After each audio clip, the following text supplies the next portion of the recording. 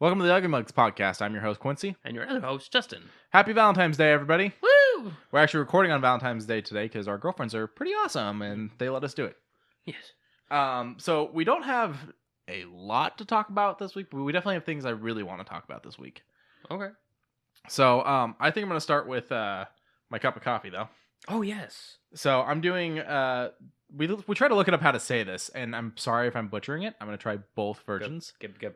Javelia or Gavelia, it's their signature blend. I actually really like it. It's kind of almost got a bit of a spice to it. It's not hot, but there's something in there other than just coffee grounds. Like it's got a bit of a pepper. Maybe a kick. Bit of a what is it? Paprika. Maybe. Yeah, it's definitely got something in there that's giving it a little bit of a punch at the end. And I put too much cream in mine, and I can still taste it. So it's actually pretty good. Mm-hmm. And what are you drinking? I am drinking a Twinings green tea with a little bit of honey. Keep me mellow today.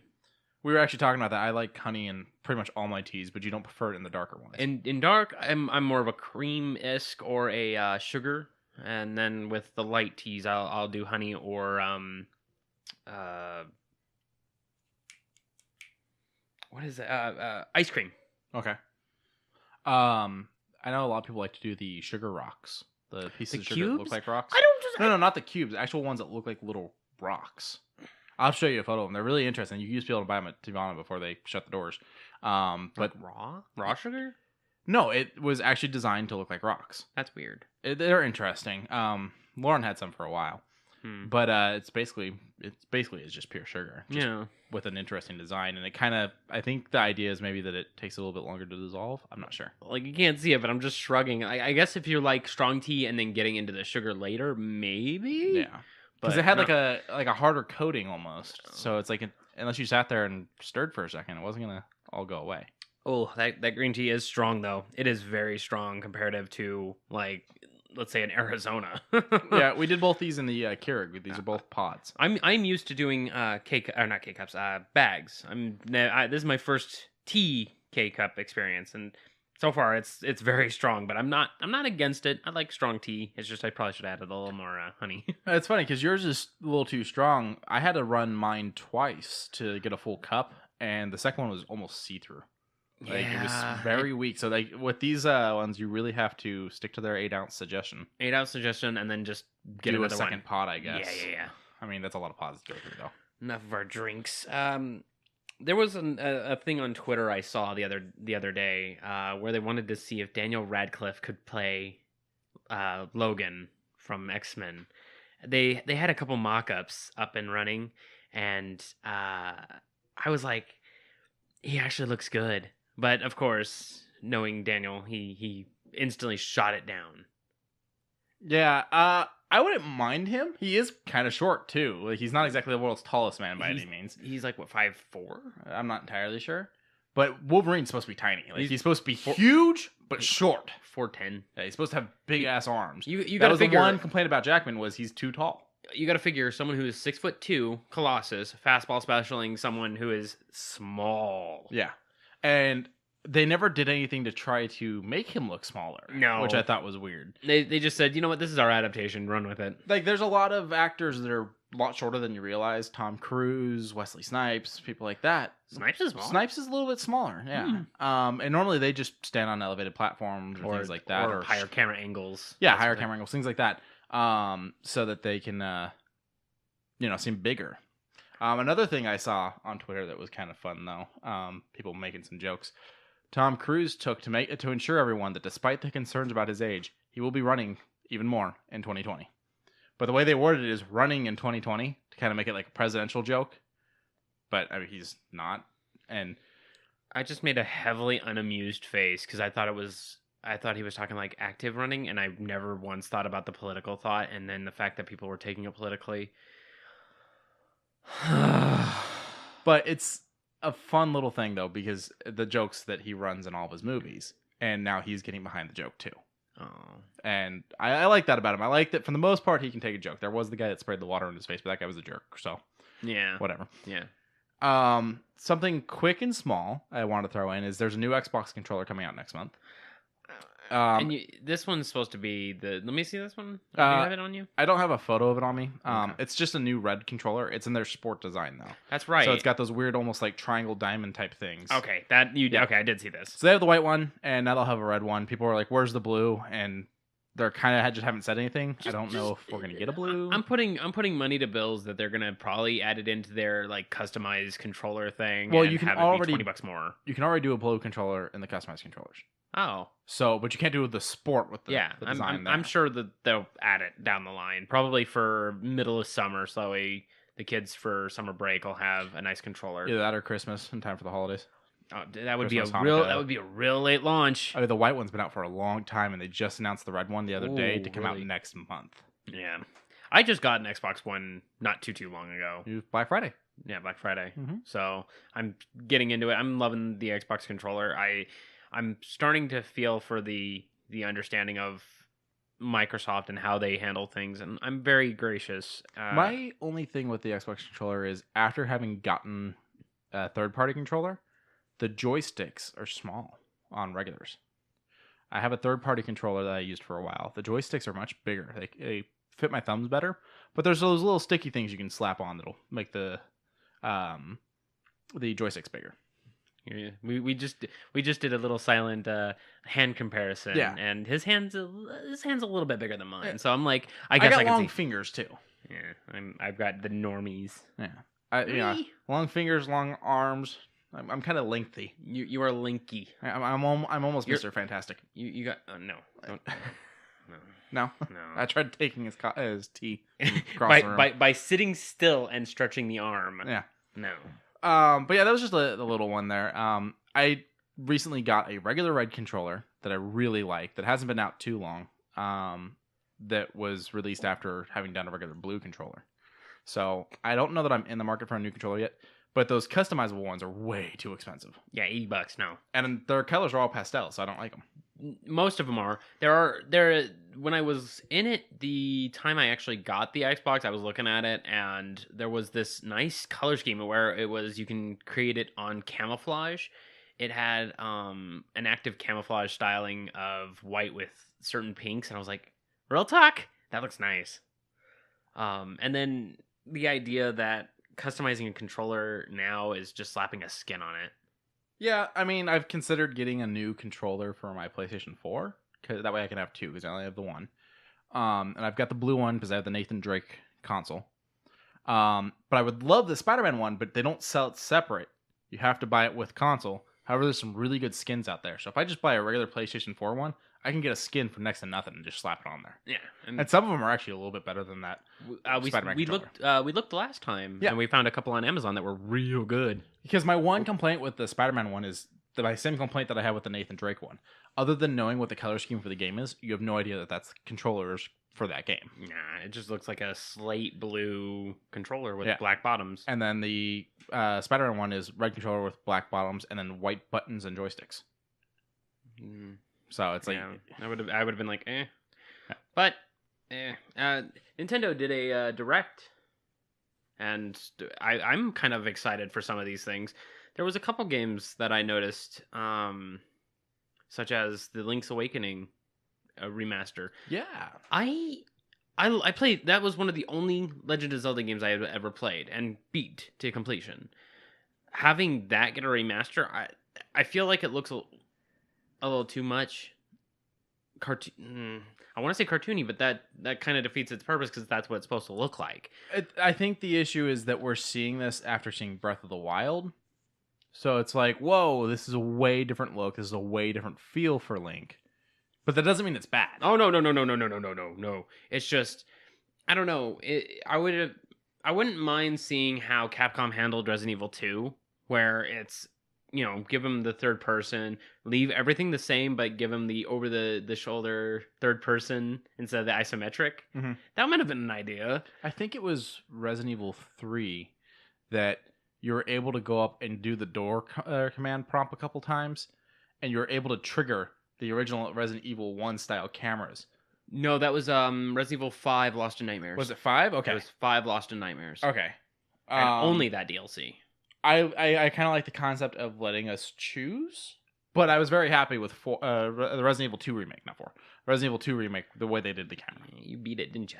Yeah, I have not played the second campaign or Tofu or what's his name? Hunk. I haven't played those yet. Yeah. But I did beat the main story run with Leon. I got B because I didn't do it under 4 hours. I did like 5.5, 6. Yeah. But I got under the 8-hour mark, so not too bad.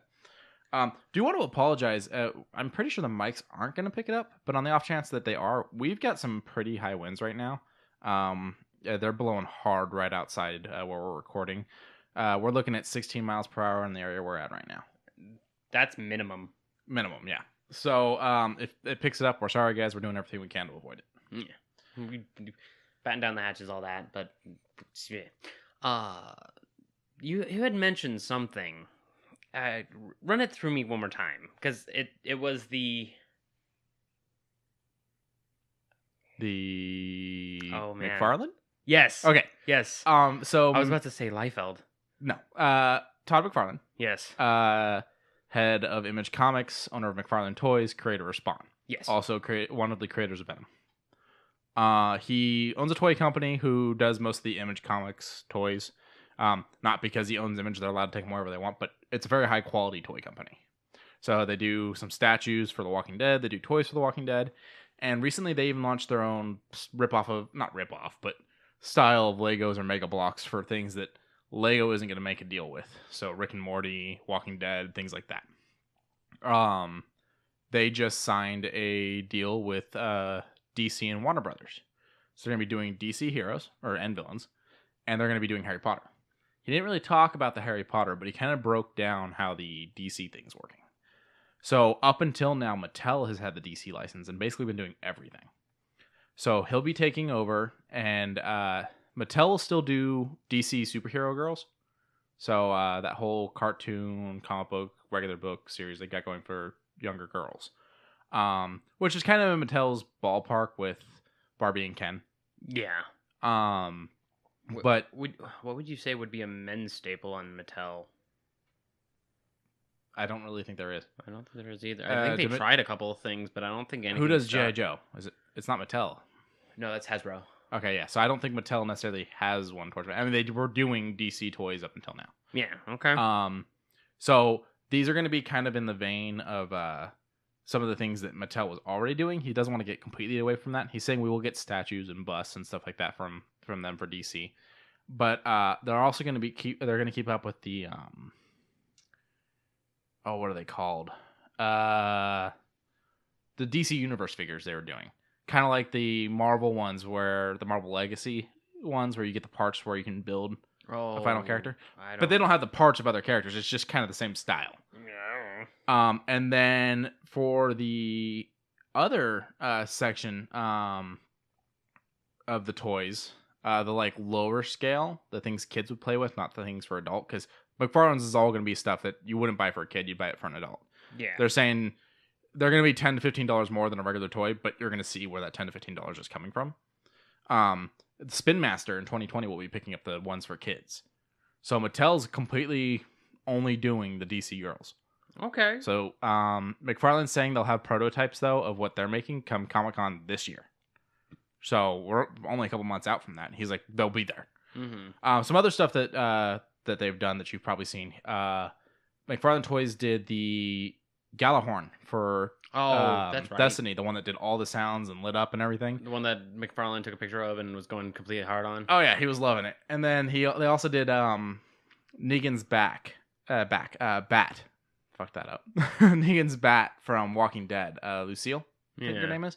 Yeah, they did that, which was a pretty good one. That one was available at like GameStop, stuff like that. Interesting. So they do some pretty high quality toys. And Todd himself actually does a lot of the designs. He was saying that he wishes when companies did these major contracts with Mattel and Spin Master and stuff like that, that there'd be a little addendum in there and Todd gets to make one figure or something, because he'd love to be able to do a Batman, which he's going to get to now. But he's saying he'd love to be able to do a Batman or a Spider-Man or Darth Vader. But when they sign these contracts, it normally goes all to that one company. So this is a big deal for them, and they're pretty happy about it. There's a lot of new TV shows moving. As you know, Netflix has declined, of course, all of the... Well, not declined, but Disney pulled all of the Marvel series. Hulu's opened up their doors, considering Hulu is partly owned by Disney, etc. Partially, yeah. Well, there was a little bit of a heads up. Some people like Fraiser. Some people actually like that kind of political humor. Fraiser wasn't bad. I like Cheers better, which is Fraiser is a spinoff. Yeah. Set in same universe? Yeah. Okay. We meet Fraiser in Cheers like season 1 or 2, and he's a regular, and basically up until that show ends, and then it follows him to Seattle with Fraiser. Interesting. When he moves from where's Cheers set, Boston? I never knew that. Yeah. But Kelsey Grammer says Netflix might be good enough for Frasier revival. That's interesting. He was in the news for something else because he's filming another thing. I don't remember what it was, but he's pretty active right now. I like Kelsey. He does a lot of really good stuff, and he's a Sideshow Bob on The Simpsons. Yeah. I mean, that's one of the best characters. So, and his voice. He's got an amazing voice. Like, I want more voice acting from him. I can remember the main characters and Sideshow Bob, maybe Krusty the Clown, and Ralph Wiggum. Those are probably the main set that I can remember. Wiggum's son is pretty memorable. Ralph. Oh, wait, that is Ralph. Okay. What's the chief's name then? I think it's just Chief Wiggum. Okay, well, Chief Wiggum, I can remember his voice. I don't know what his name is. He's Chief Wiggum. He's just Chief Wiggum. Chief. Well, there's Otto. There's a few in there I can remember. Otto's the... Yeah, there you go. Groundskeeper Willie. Oh, the Scotsman. Yeah. Okay. Well, in that vein, we are getting another season of Disenchanted, or the Matt Groening series on Netflix, and I am saying that right because you say Groening, he comes for you. Yeah, you mentioned that to me a while He tried to erase Homer in the game for calling him Groening. But so that's getting another season. I'm happy to see stuff on Netflix get new seasons rather than always getting canceled. And I mean, Disenchanted didn't do apparently too well. Like, it was okay received, not well received. I still haven't watched it. I want to. I just haven't sat down and done it. It's very niche. It's meant for people like us who enjoy Dungeons and Dragons, but at the same time are just like rolling your eyes at all the stereotypes. But then it breaks away from the stereotypes, and then it says, "Here's the stereotype. Here's the joke. Enjoy." I think the one thing I worry about is I like The Simpsons a lot. I liked Futurama a lot. I like the straight to DVD stuff that he did with Futurama less.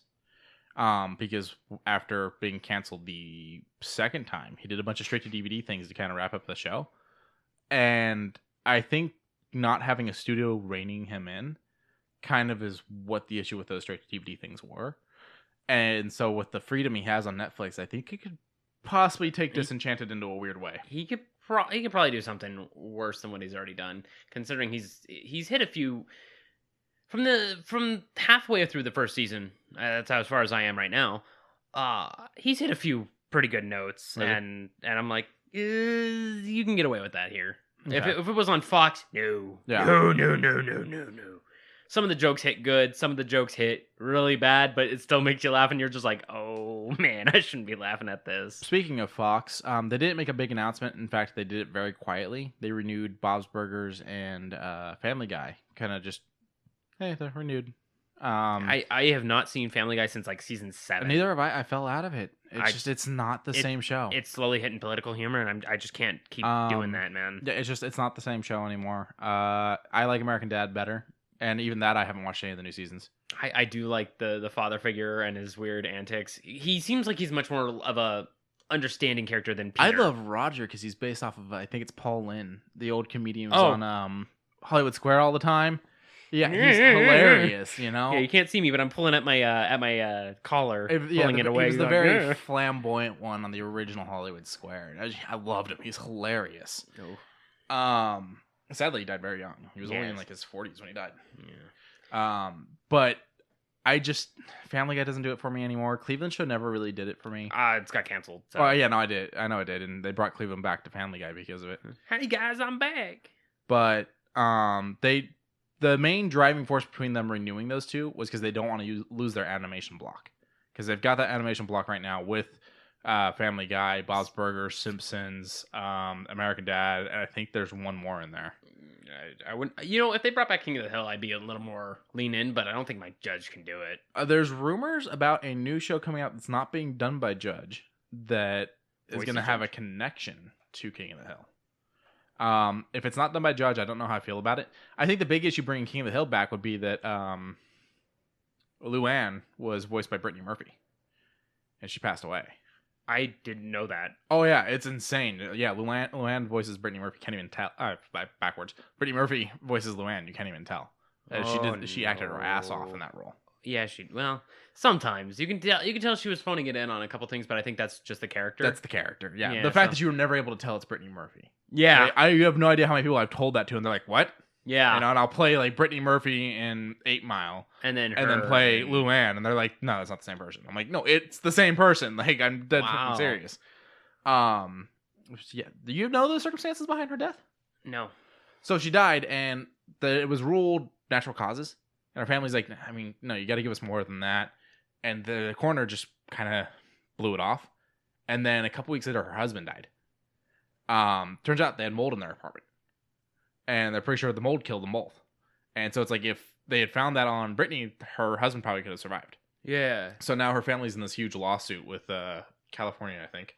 Because I do believe that's where they were living. Over it. Because even with the husband, they were still like, natural causes. And it's like, no, they had like this toxic ass mold in their apartment. And that's detectable, yeah? Yeah, they found the mold. So then that would have been a go-to. Yeah. And so it's like, it's very possible at least her husband could have survived. I mean, it was too late for Brittany. I mean, she passed away. They didn't know it was there. Yeah. But it wasn't diagnosed. The winds get nuts. Yeah. I'm sorry about the windows. Oh. A few more things in the vein of NES video games, though. Dragon Quest is getting an anime that is launching in Japan, and it's based off the SNES Dragon Quest V. Wait, Dragon Quest V? Yes. I didn't even know it went that far. Yes. Interesting. I don't know. I'm neutral. I do enjoy all of... Oh my god, me and names today! The dude who did the animations for the original. Yeah, I have no idea. I didn't play Dragon Quest. So I know I revoke my nerd card, right? Yeah, no, it's not revoke.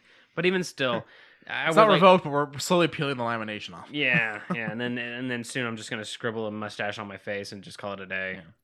Considering I shaved, also. I'm excited to see video games being brought into stories now. I mean, we got the Castlevania show, which has been great. I've liked it. There was a few things that were very confusing that could have used a little explaining. I think they did it kind of where it's like it can be its own story or it can be connected to the games. It's up to you, because he's not a normal Talbot. Or not, was that the right name?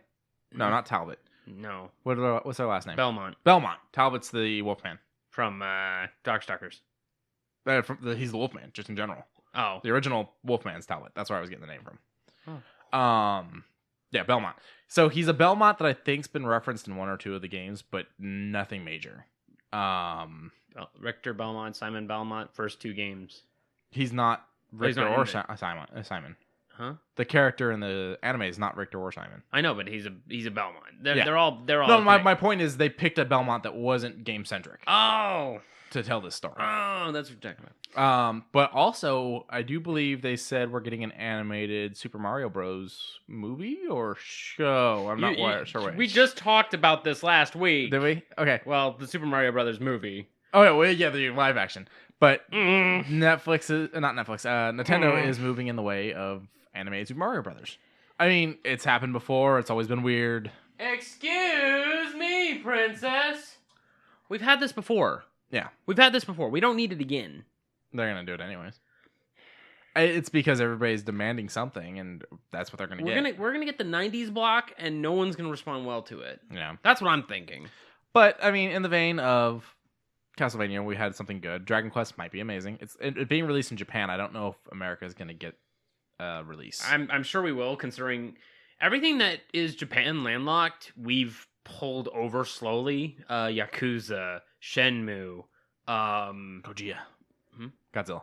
Oh, fucking Metal Gear. Technically, we've asked, they've received. We weren't supposed to get Persona 4, but there was such a okay pull for it that they were like, yeah, sure, Atlas will release it at this time, and we received it and we played it and we enjoyed it.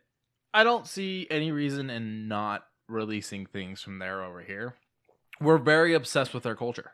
Yeah. America in general, not necessarily just me and you. Although that is pretty much true.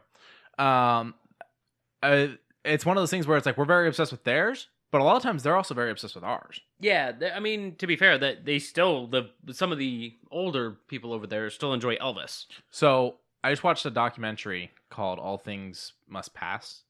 It's directed by Colin Hanks, Tom Hanks' son. Oh. It's about Tower Records, the rise and fall. I don't know if you remember Tower Records. I never got to go. It was bought out by Zia, yeah? No, it just went out of business. It just died. Yeah. I did go into a Tower Records. There was one off of... Sahara, yeah. Mm-hmm. It's a Goodwill now. Wow. Yeah. But it's a very interesting documentary. It's available on like 3 different streaming services for free, including Roku. So go check it out, everyone. I personally loved it. They had the founder in there and everything. But basically, he was slowly opening up more locations. And then some people from Japan came and talked to him. Were like, we think you should open a store in Japan. He's like, why? He's like, Japanese people really want the music. They want the American music. They want the American culture. So he said, sure. They went and opened up like 2 or 3 of them, maybe more. And then they sold them. Then Tower Records went out of business. Then when they made the documentary, they found out Tower Records is still running strong. In Japan. Wow. 85 locations. Wow. That's like 7-Eleven running rampant out there. There is one on every street corner of Shinjuku. So they tried to pull the Walgreens thing, except they were successful. Walgreens wasn't. Walgreens on every major street corner in America. No. Too many pharmacies, guys. Well, I mean, Japan, you got a lot of people in one space. Yeah, and then the nightlife there is crazy. You know? It actually isn't. I mean, yeah, not that it's crazy as in people are partying, but like they're always active. Yeah. Oh yeah. So having a 24-hour convenience store makes sense out there. Yeah, Harajuku all the way to maybe a little outside of Shibuya. You know, that sort of area is like nightlife. There's pub crawls. There's an entire street just outside of Kamurocho that's just meant for dives and eating good and street food, that sort of thing, and it just does not stop. Yeah. So I can definitely see one on every night, on every corner, physically. Like you can look at one 7-Eleven down the way, look the other way, you'll see one more. Look down the street that you're at because you're at a freaking 3-way, you'll see one far down there. Yeah. Well, now this has been added to mine and Lauren's bucket list that if we ever go to Japan, the goal is to go to Tower Records. Okay. It's one of those things we're going to go to a Tower Records because I never got to go to one, and she used to go all the time when she was a kid. I would love to go to Japan, period. Oh, yeah, no, Japan would be an amazing place to go to. I want to go to Japan, Paris, England. Fucking Universal Studios out there fucking has this Resident Evil walkthrough thing. Yeah, you showed me the videos for it. Yeah, I want to do that. I want to do that so bad. I wouldn't go to their Disneyland, though, because it's basically a carbon copy. Yeah, with a few added features. Yeah, it's got a few little things. It's like, if I'm going to go to Disneyland, I'll stick with the American one. There's other stuff I'd rather do in Japan. Yeah. But definitely Universal Studios would be on there. Yeah, that would probably make my list. Australia's got a Warner Brothers themed theme park that I would go to. It's got a Scooby-Doo ride and everything. So you're already down. Yeah, I'm down. 100%. You just want to do the Scooby-Doo thing. Yeah, well, it's actually the carts from the first movie. The weird goblin elf looking things. It's not that house, though. It's kind of a cheaply done roller coaster, but it's got the carts, and that's the part that I'm like, oh, ooh, yeah. But I just want to go to Japan. Yeah, no, Japan would be great. There's so much culture there. Like you can go down 4 blocks, hit a nice temple, just a huge fucking temple. Then you go down 2 more blocks, and you'll run into just an arcade, and right across the street's like that 7-Eleven we're talking about, and then you'll see some other outlaying vending machines that are so bizarre. They have so many different vending machines for so many different types of things, and that interests me. I would love to go when the cherry blossoms are in bloom. Oof. That is. I know it's a popular time. That is a 2 weeks out of the entire year. Yeah. I know it would be a very popular time, but that would be amazing. I mean, yeah, we have Japanese cherry blossoms here. In fact, I think they were a gift from Japan, the ones we have in Washington, D.C. So I can see them in country, but to see where they came from would be cool. Oh, there were some... My brother's dad got to see them. Yeah, that would have been awesome. But as far as when going... I saw photos of them when they first bloomed, and just the entire landscape was just this pure white and pink. Mm-hmm. And I was just like, oh, that would be amazing to see in person, but I want to know how much the ticket prices are during that time. Right. Well, maybe it's one of those things that maybe you could do it to where your trip starts before the bloom, and then ends as the bloom's starting. So you catch like a day or two of the bloom, but you're not out there for bloom time, or vice versa. Catch the last couple days of the bloom, stay after. It's one of those trips you'd have to really plan out. Yeah. And hope that they do, because it could have several days of margin. Yeah. But sticking with the Japanese stuff, there was a original. I want to say it was Super. Let's see. Sealed copy of Super Mario Bros. Just sold for $100,000, making it the highest selling video game ever. I want to say there might have been more somewhere, but at the same time, for a single one, not like over how much it sold or anything, but for one game being sold, $100,000 price tag. That's still a lot of money for that. Yeah. Sealed and all that, brand spanking new, no air inside. You know what terrifies me? What if this person opens it? I feel it should go. Hey, it's their money. It's their money. I'm gonna go Indiana Jones on it and be like, it belongs in a museum. You know, like. It needs to go into a museum. Like, it shouldn't be opened. It's like I watched an episode of Comic Book Man, which I loved the show. I loved the guys on the show. Big Kevin Smith fan. But they bought a box of unopened Batman cereal from the 89 movie. And ate it? They opened it and ate it. It was basically Captain Crunch, and it was stale as shit. Yeah. But it's like, you guys just completely ruined it. I think that was because I saw L.A. Beast did it not too long ago. He's a big fan of Batman and all that. And he opened it up, ate it, and was like, Here's an interesting one for you. Out of all of these celebrities, I don't even know how I wrote it down for you. He's a director. Who do you think collects cereal boxes? Collects? Yeah. Directors? Yep. He's even had Fruit Brute, I do believe it was, featured in one of his movies. Oh, no. I know this one. It's going to drive you nuts. It is currently doing that. Hit up the next subject while I think about it. Okay. We'll continue in the insane price tags while he's thinking about this. Oh my god. A box, what is it? A booster box set from the original 1999 Pokemon set. So an actual 1999 Pokemon card booster box set just sold for $43,000. Kind of making me go, fuck, why don't I still have my cards? Granted, it wasn't my fault that I didn't have them. If I recall correctly, the English, Japanese, or first edition English Charizard's still going for like $300. I had Japanese cards. I had English cards. I had all kinds of cards. I had this fuck off binder. And I'll call a motherfucker out. My mom's ex-boyfriend stole them when I was a kid. Stole from a kid. That bitch. Yeah. I don't even care. But I wish I still had them. And Lauren's got a few of hers, but sadly she lost some of hers in a move or someone threw them away or something like that. Yeah. So it's one of those moments of, why don't I have those? Because $43,000, my debt would be cleared. We'd have a new car. This podcast would get some advertisements somewhere. Yeah, I know, right? we would get a billboard, something. I don't know. I'm gonna give you one more clue. I swear it's on the tip of my tongue. I know this. His movies are all in a shared universe. I know this. Okay, I'll give you another one. He creates Shamalama Ding Dong. Nope. No? He creates fake brands in his movies. No? King? Nope. Okay, you call me by his first name. Tarantino. Yep. Quentin Tarantino. He collects cereal boxes. Really? Yeah, that's why Fruit Brute's in Pulp Fiction. What does Stephen King collect? I don't know. Red Sox gear? He's a Red Sox fan. I honestly don't know. He's probably music or something. I mean, he's a big classic rock fan. He's got gargoyles on his house. Maybe that. I don't know. I mean, I thought he collects something weird, but okay. Bill Gates collects books and actually has one of Da Vinci's. Really? Yep. It's on display at his house. If you go to his house, which good fucking luck, but if you're ever invited for some miracle fucking reason, he's got it on display, and because the pages weren't connected, he's able to have them all displayed separately, so you don't have to flip through the book. Neat. Also, Sarah Michelle Gellar collects rare books. It's another interesting one. But yeah, no. Back to the Pokemon cards. $43,000 for a booster box. I don't remember what the booster box entails. The booster box is, I think, 40 packs of 10 cards. So that's 400 cards. Okay, in 99. So let me do the math really quick. Was probably $8 a pack. Pokemon the movie out by then? I want to say 2001, maybe. Because I know 2001, a Pokemon movie, right? I know it had the fucking year. No, the second one was 2001. So the first one was either 2000 or 99. So Yeah, maybe. they were big. They were big.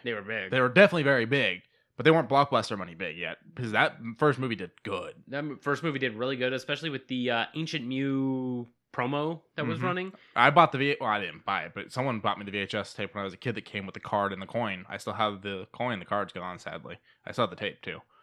But I mean, back then those things, yeah, you're probably right, $6 to $8 for a pack. Yeah. I mean, $8 a pack for 40 packs, $320 normal.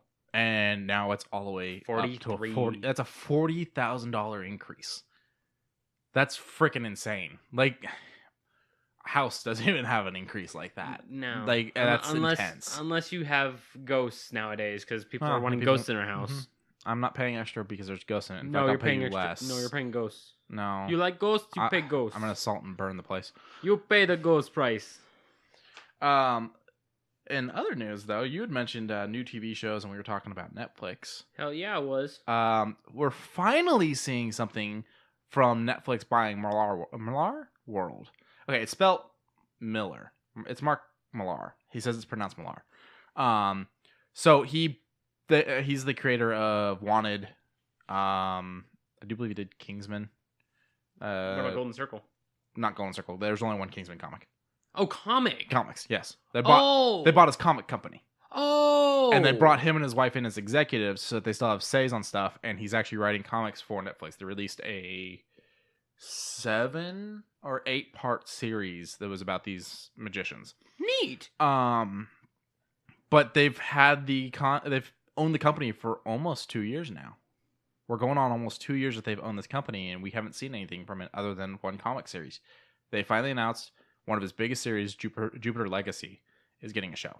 Okay. And they announced the full cast. Wow. Okay, so they are on top of this. Yeah. So we're fine. You know what? I'm down. Just from you trying to amp it up, I'm going to watch it. So Millar is an interesting writer.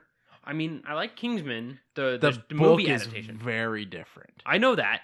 I get that, but if they Wanted is even more different book versus doesn't the main person die in the book? Don't remember, but I do know that like Morgan Freeman's character in the book is blue and like icy looking. Like they're like that didn't come out well at all. No.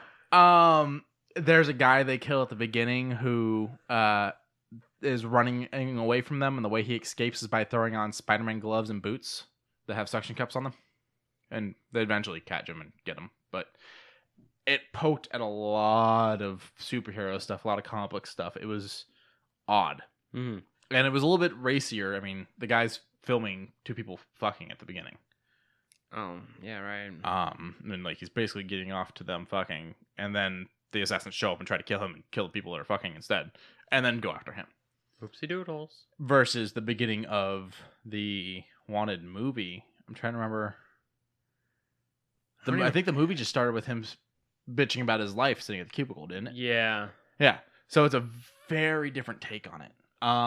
Kingsman, the comic, they're Secret Service, not Kingsman. That's Kingsman, the Secret Service. Yeah, I mean... British Secret Service, not our Secret Service. Yeah. And for the honor of the Queen. Yeah. And Eggsy is his nephew, not his old colleague's son. But I like the way that they adaptized it. Oh, yeah, no, I love the movie. And I hate to say it, and people are going to riot, but I think Wanted and Kingsman movies were better than the comics. But maybe not Golden Circle. I feel like they should have had more time to make Golden Circle. Golden Circle felt like it tried to fill a niche. It was 2 hours long. Yeah. And you felt it. Yeah. And then you stopped and went, how was it 2 hours long? Oh, that padding. It was a great movie. It was. I give it a stern 8. But I'm not going to watch it again because I don't have the time.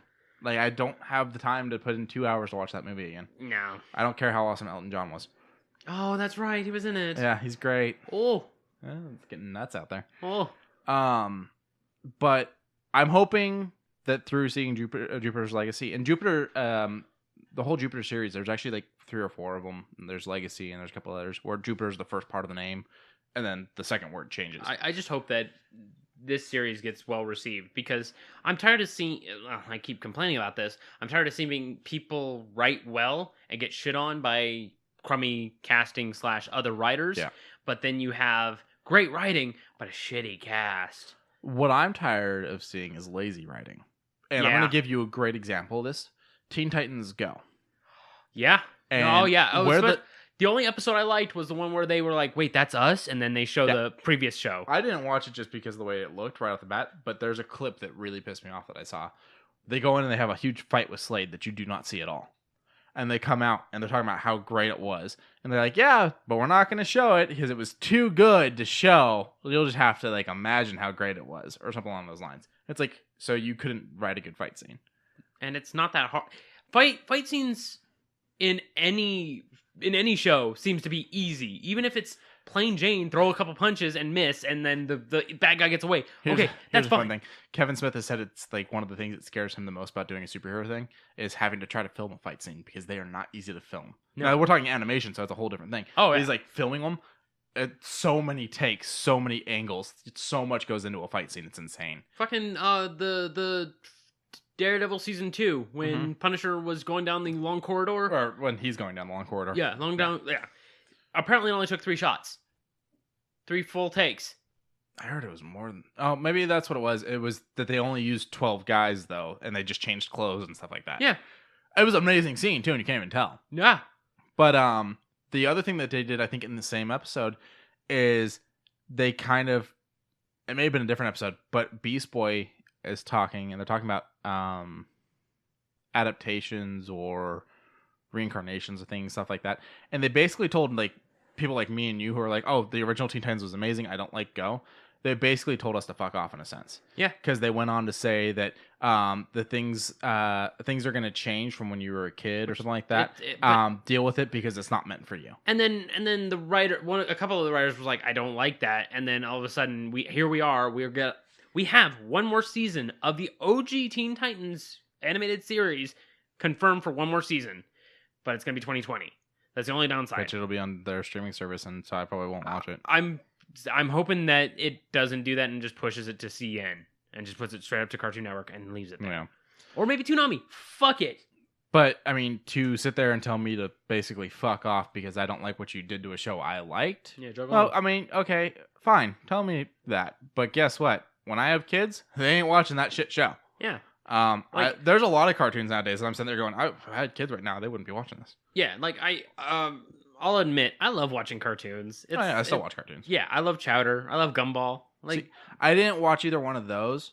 I watched a little bit of Chowder. I didn't watch any Gumball. Yeah, Gumball's really good for those inside, nudges. If you're trying to just say, oh, this is for entertainment purposes, and then they all of a sudden hit you with that third wheel, and you're like, what? Gravity Falls.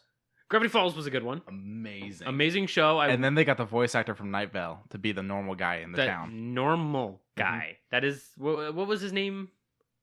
Rick Normalton? I think so, yeah. It was something like that. It was something had normal in it. Yeah. And I was just like, okay, cool. They're self-aware in the sense that, nothing is real, question everything. Oh, also the guy from Night Vale's here. Yeah.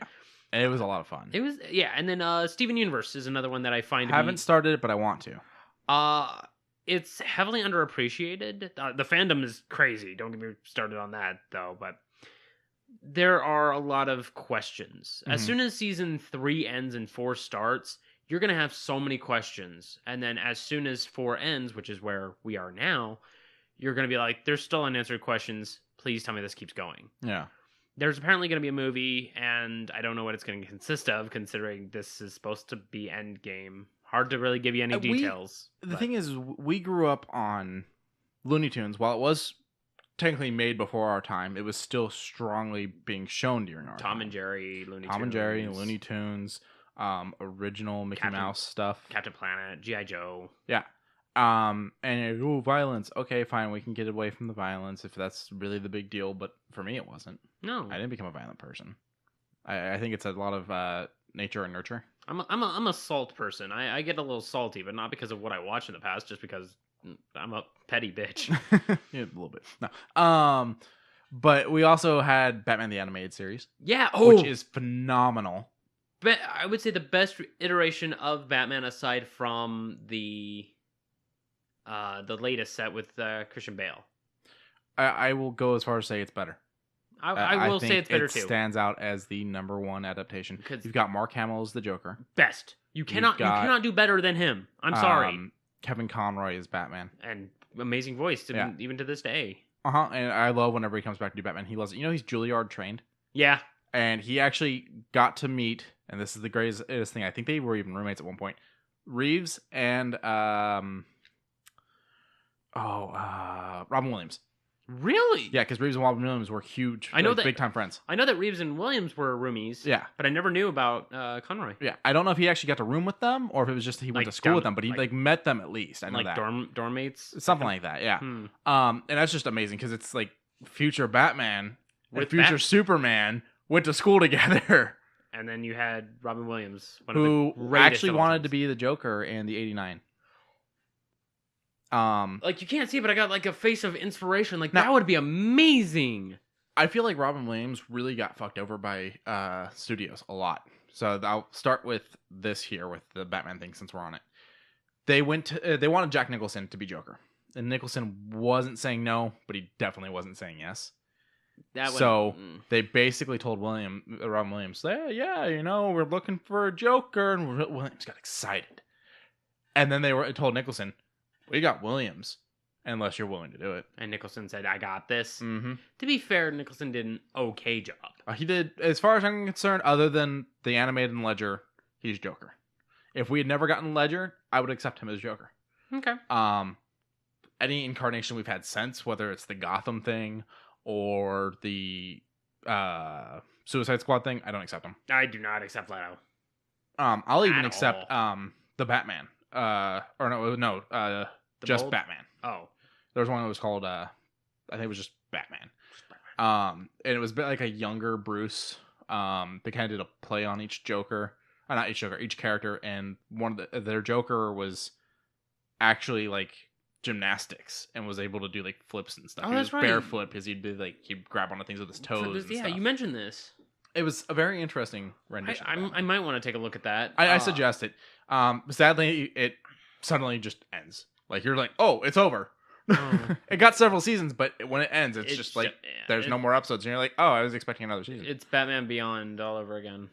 Yeah, where it just ends, but then there's the movie that came out a year later. I think the movie actually came out during the show's run. Really? Yeah. Then Batman Beyond just ends. Yeah, which kind of bums me out because that was a really good one. Well, that was also their way of continuing the animated series when they were told to end the animated series, because that's supposed to be a direct continuation of the animated series. Bad. That's why Kevin Conroy still voices Bruce Wayne in that. Oh.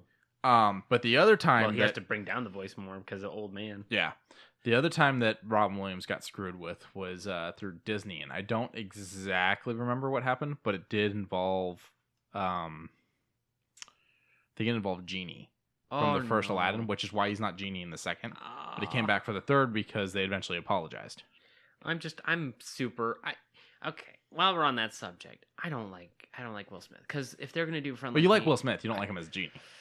Yes, double times yes. When Beyond Earth, the one that he did with his son Jaden, something Earth. I think it's After Earth. After Earth? I don't remember. Even still, I know what you're talking about. I forgot the entire movie. Like that movie.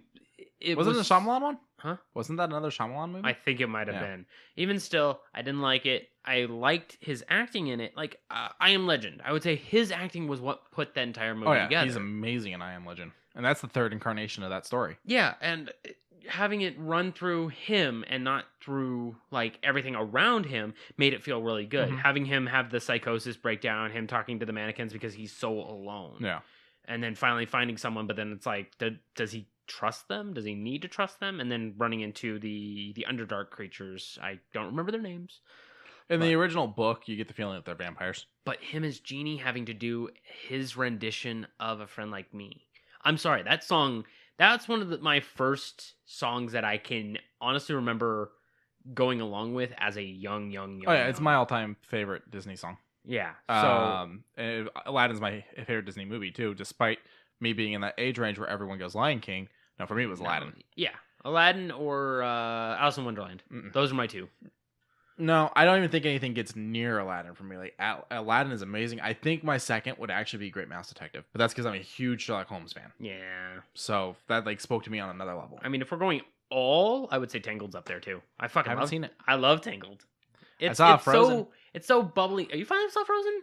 Yeah, I finally saw Frozen. I wasn't as impressed as everyone made it out to be. I'm not expecting to be. I mean, it had good music. It had good flow. Speaking of Frozen, though, Frozen 2 just dropped a trailer, Yeah. which broke record for the most viewed animation trailer, and with like 11 million or something like that. But going back to Will Smith, I'm curious if he's gonna do like his own hip hop rendition of "Friend Like Me," and I don't know how it. Like if he did like an electro swing. I don't know style, if they'll let him because just viewing the Beauty and the Beast remake that was shot for shot, the original movie. The fact that I didn't see Jungle Book, but what I saw of Jungle Book, you still had bare necessities as bare necessities. Okay, and also Christopher fucking Walken brought fucking "I Want to Be Like You." I want to be like you. Yeah, I didn't see it, so was it good? Oh, it was very good. Okay. I'll play it for you when we're done with this. Okay. But having him sing that song, ace. I couldn't have figured someone only else. casting I had issue with that movie was Scarlett Johansson as Ka. Yeah. But that's because when I heard her speaking, she spoke normal. I'm like, you're a snake. Yeah. Draw out your S's. Draw out your S's.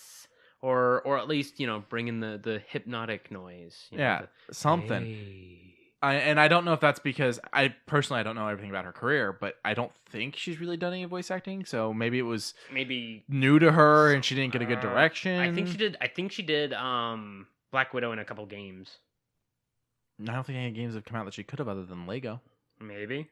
Hard to say, but at the same time. With that, yet again, that's just her being her because she doesn't even do the Russian accent for Black Widow that she's supposed to. Which is fucking funny. But then again, at the same time, she's supposed to be a cover agent. She's supposed to be able to change her face and her voice. But the thing is, she doesn't do that. That when she's just being herself... Is she ever going to get her own movie? There's been a lot of back and forth on it. Because if she does do her own movie, I'm actually interested to lean forward for it. If she does, they got to touch more on the ballerina part, and they've got to bring in the accent. Yeah. If you don't give us like who she actually is, it's going to be a boring movie. It is. Because right now, I feel she's the most undeveloped character out of the Avengers. Hawkeye. Okay, I'll give you that. Because even in Infinity War. No, Ultron too. I haven't seen Infinity Wars. I know I'm late, so don't say anything. I'm not. But Ultron, the family was a comic book thing, but it came out of nowhere. Yeah, it was a safe haven, and then all of a sudden Thor's like, I gotta go to a place and do a thing. Take a bath. Well, and I'm like, that was all Ragnarok stuff. Yeah. Fucker. I just caught it. But yeah, when he's out in the front yard spinning his hammer, I gotta go do this thing with this thing, and does not explain anything, and fucking Captain America's like, I'm gonna rip this log in half. Yeah, I'm gonna go do work. I don't. There's a lot of good and bad with those movies though. Like the Captain America moment where they make the flying monkeys reference. I understood that reference. I got that one. Sorry. Yeah, that was so excited. He's a good Captain America. He is a pretty good Captain America. And the crazy thing is I've seen movies of his that I loved. Have you seen The Losers? Yes. I loved him in The Losers. I thought he was amazing as that character. There was another one where he played like a softball nerd and was sitting in the truck most of the time. I'm not sure. It was like a spy-esque movie, but he was the softball nerd and sat in the truck while everyone was doing their thing. And then of course you got Simon Pegg as another softball nerd who sits in the car, does nothing but get all she's got, Captain. Real talk, that was a good role for him. What I love is after the success of Shaun of the Dead, someone was like, so what do you think's next for you? And he goes, oh come on, it was a successful movie. It's not like I'm going to be in Mission Impossible 3. Boom! Mission Impossible 3. And I'm like, really? Really? Did you already know and were you fucking with us? Or did they go, oh, you know what? Hey, he's right. He could be in this. Yeah. I got a little loud there. Sorry. And then fucking Hot Fuzz came out. Good hit. And they're doing... Paul didn't do so good. What was the other one? The one where everyone's afraid of the end of the world? I know he did the Fear of Everything. I don't remember. However, I do believe the three are getting together to work on something new. Have a Cornetto quadrilogy? Well, they shut down rumors that a Shaun of the Dead sequel was happening. That's fine. But then they made a joke that a Hot Fuzz sequel might happen. And I don't know if it was truly just a joke or if they were serious. But they all got together not too long ago. I wouldn't mind a Hot Fuzz. Yeah. I mean, the whole entire opening of that movie up until halfway through, you're just like, it's got its moments. And then that second half just hits and it goes. No, I thought it was a fun movie. It was a very fun movie. Slow paced at the beginning, but very fun. But he makes a great Scotty for Star Trek. Yeah. Most of the casting in that is amazing. I saw an interview that they did with Leonard Nimoy before he passed away. Oh. And they were asking him what he thought of the movie and the casting and everything. He goes, oh, some of it is just amazing. He's like, some of it we're glad isn't like other things. And you can kind of get the feeling he's talking about Kirk not being Shatner. Yeah, Shatner is amazing actor. He's a league of his own, is what I'm going to call him. Yeah, because he made a good God damn it, he made a good captain. But at the same time, when he was really hamming it up, he really hammed it up. And I what I love is the stories about the Kirk and Uhura kiss on the show. Okay. So they're supposed to kiss, and he got a little into it, and they're like, "This is like a race mixed kiss on television at the time, and it's like kind of a big deal." And so they're like, less, and he goes, okay, more, less, does more, less, and before you know it, he's like full on making out with her, and they're just like, all right, fine, we'll just take one of them. Because he's like, no, fuck it, she's a woman, I'm kissing her, like it doesn't matter what our race is. Yeah, like get the fuck over it. Yeah. Shatner's actually one of those very amazing individuals. Yeah. But Nimoy is like, there's some we're glad didn't do certain things, But you have Bones, who's amazing. You have Chekhov, who was amazing. You have Scotty, who was amazing. And then he kind of like, because I do believe the actor that plays Spock was there, and he's like, then you have those of us that are scary good. Oh yeah, he was pretty good. Zachary Quinto. I finally watched that movie, by the way, about half a month ago. The first one or the second one? First one. Not into darkness. Into darkness. Into the darkness, something like that. Yeah, I haven't seen that one. I haven't seen the third one. I've seen the first two. Second one, you got Cumberbatch as Khan. Oh, Khan! I like how we got that. But I don't remember how we got here. we started on. Oh no, we didn't start on Genie. We started on something else. Oh, we started on opening up cereals and things that were old. And then we just went Batman and then into Robin Williams and Kevin Conroy. And, my god, it was a hell of a rabbit hole we just fell down. And we're still diving deeper. Yeah, I think that the whole moral of the story is Robin Williams got fucked by studios, and so he didn't work with them until they apologized. Because that's basically what happened between him and Warner Brothers and him and Disney. And I don't think I want to be really excited for this Aladdin remake, considering if they do well with this, there is talks that they're going to do The Hunchback of Notre Dame, which is up there for my favorite musical scenes. Yeah, just in general. That's one of my least favorite movies. That's fine. That it like as far as thematically, but the songs that were in it. The actual theme of the Hunchback and fucking Frollo's song, the Sin of Fire, those two songs are just as like ingraining because I was young. I was really fucking young. No, they're definitely very well done songs. They're very well performed. It's just that was one of those ones when people were like, "We're gonna watch this." I was like, "Oh, really? I am so bored with this movie." Okay. It was one of those ones that I feel like it was on Disney Channel all the time. Probably was. Like they were trying to push hard. And granted, my mother collected the big white VHS tape Disney. We still have them. The lineup. Oh yeah, she collected. If it didn't come in that, we probably didn't buy it. Wow. And then when DVDs started becoming a big thing, she's like, "Fuck, now I have to start the collection over," and she never did. Now what I do is, when they're released out of the vault for like Diamond Collection stuff like that, I buy those because I don't have. I mean, I have a VCR, but I'd rather not have to use DVD. it. Yeah. We were talking about. There was a post I saw a while back. Name something that people of this generation will have no idea. And you were saying the VHS rewinder. The VHS rewinder, because there was this thing about how it wasn't good for your VCR, or maybe some VCRs didn't come with. I don't remember what the issue was, but there was an actual device that you would eject your VCR. Maybe it was even so that you could eject it, put a new movie in, and then you would take that tape and you'd put it in the rewinder, and it would rewind the tape for you. Yeah. Now, as a kid, I would just rewind the tape back to your future presentation starts part. So I had to watch the trailers at the beginning of the movie again. Although there were a few times where I insisted on the trailers. One of those is Twister. Because at the beginning of Twister, they have a little Bugs Bunny cartoon with him dealing with Taz because he does a Twister.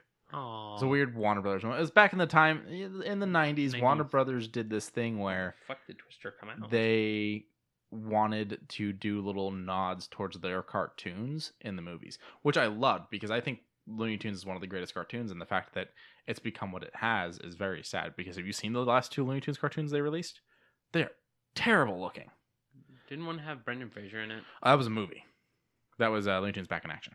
Okay. Which wasn't as bad as Steve Carell plays the bad. Not Steve Carell. Steve Martin plays the bad guy. Yeah, I remember this now. But he has colored hair, and it's a little weird. And he has that really bad. Who did he play in the fucking Pink Panther? Jacques Cousteau. Jacques Cousteau. Which he's amazing at. He had the bad accent of that. I don't remember. Yeah. You know Ron Perlman's in that? He's the executive that objects to what right. he's doing, and so Taz eats him and leaves him as a skeleton.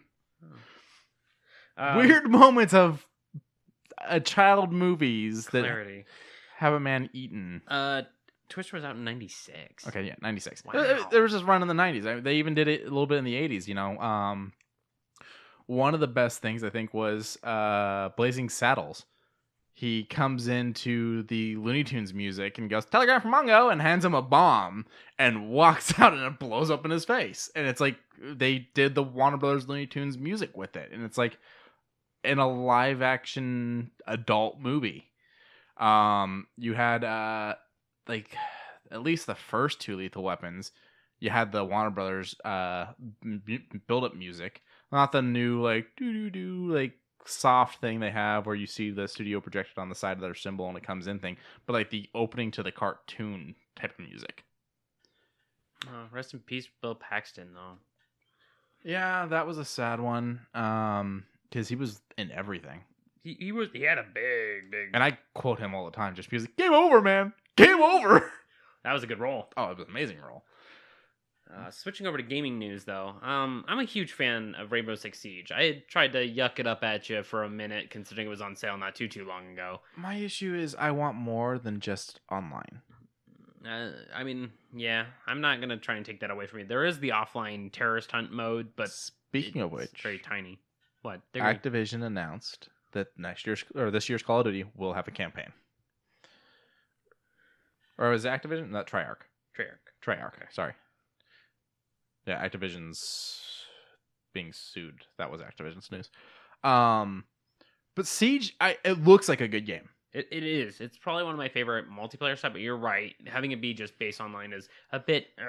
Do I actually get to build up my characters in that? Or is it like all these free... Sets. They are sets. They are like... The SAS have 2 attackers, 2 defenders, and of course switches per round. So there's no rewards for being good other than winning the match. Cosmetics. See, cosmetics, and now that all the attachments for the guns are free, no. See, that was one of the things I always liked back when I used to play Call of Duty was being able to build up my character for online. You know, I put in the time and got rewarded for it. But that I feel like because you got Apex, you've got Fortnite, you've got PUBG, you've got Siege. All these online multiplayer games, or even Destiny a little bit, like you do unlock guns in that. But you don't go in with. I don't remember. I don't think you go in with your full equipment when you go into Crucible. I could be wrong. It's whatever gun you have equipped. It gives you if you've unlocked these specialties to them, and then you just run in with it. It doesn't give you, of course, the strength of that gun for the PvE, but it gives you what you've unlocked for it. I feel like, yeah, we don't want to deal with people like what's going on with Battlefield, where it's I'm just buying a better gun than you. Don't want to deal with that. No. But if I put the time in, I want it to show that I put the time in and I have a gun that's better than you because I put the time in. Yeah. Like there was one gun that I used specifically. It was a burst rifle that made it so that way the shots stuck to you and then they explode. I keep remembering the name and then I forget it like a moment later because it's such a strange name. Madano? Something like that. Even still, it was overpowered in my hands because I would always pre-fire an area, handle it. But having that be weaker than someone else's gun because let's say it would click onto them and it would just do their shield. That's it. I wouldn't feel like it was a strong gun. I would feel as if it was pulling me away from the action, saying, no, you're picking the wrong gun. Pick something else. They wanted every gun to be strong. Same thing with Apex. Apex has it so that way every gun is strong to their own strengths. A pistol, you can rip the trigger and start doing some actual damage. The energy weapons are good against shield. You hit a shield, it'll deplete it. You hit someone with a headshot with their unique weapon. God damn if that doesn't knock them down. So one of the things we talked about last time was your issues with the guns in the division not dropping people. I just don't like it. And I can get that. And I think the issue with where that comes from is they're trying to make a level of challenge. But if I'm doing player versus everyone, I don't want everyone to be able to one-shot me. So I need there to be a level of strength to the guns, yes. But I don't think there should ever be a one-shot gun. I get it, headshots are still one-shot, and that's fine. But if every time I just get shot once from a gun, I die, like, it doesn't matter if you shot me in the fucking toe, that's an issue. Yeah, it is. Yeah. Because it's not going to be fun then, because literally you're running through spraying, and you're just barely nicking people, and they're dying, and... It's hardcore mode in Call of Duty. Yeah. Fucking run around with akimbo SMGs and just spray. You'll kill him. So, that's kind of like where my issue lie. Also, I'm buying what is currently still almost a $60 game if I get Siege. It's still up there. Well, they bumped down the starter pack to $40. Okay, so $40 game. Even still, that's still I'm buying a $40 game that is literally just going to be me doing the same thing over and over again. Yeah, I mean, but that's kind of where it takes. I'm not saying it's bad. It's just for me personally, that's where it kind of I draw away from it. I'm like, that's not what I'm looking for. Well, but at the same time, I do have a Ubisoft Club. I like to get the gears from my Wildlands character, stuff like that. So like, there is that. That's the one thing I'll say about the Ubisoft Club is it kind of does make me go, ooh, I kind of do want to get that game because it does stuff for my other games. Mm-hmm. I recently pulled up the Black Panther pistol just to kind of show it off in Wildlands. Because it was cool having it because I did play Assassin's Creed 4. Black Flag, whatever Black Flag. Black Flag is 4. Okay. But the only reason why I brought up Siege is because they dropped their trailer for the 2 new characters.